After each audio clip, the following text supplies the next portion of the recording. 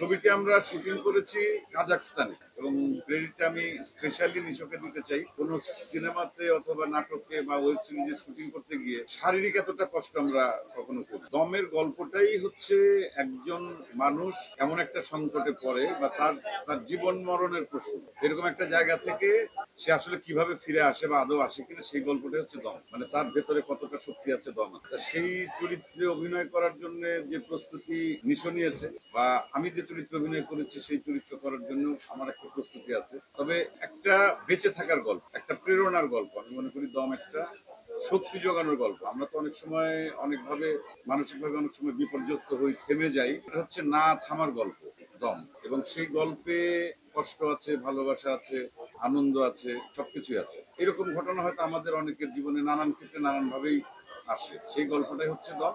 সেখানে আমি একটি চরিত্র অভিনয় করেছি। সেই চরিত্রটি দর্শকদেরকে তো সামনাসামনি তো সবকিছু বলা যাবে না, তাহলে তো সিনেমা আপনারা হলে এসে দেখার আগ্রহ নষ্ট হয়ে যাবে বা চমক যেটা, সেই চমকগুলো থাক। অভিনয় করেছি, আপনারা দেখবেন। এবং এই ছবিটি আমরা শুটিং করেছি কাজাখস্তানে, যেখানে মানে মাইনাস টেম্পারেচার, আমাদেরকে অনেক কষ্ট করে শুটিং করতে হচ্ছে। এবং স্পেশালি আমি স্পেশালি আমি নিশোর কথা বলবো।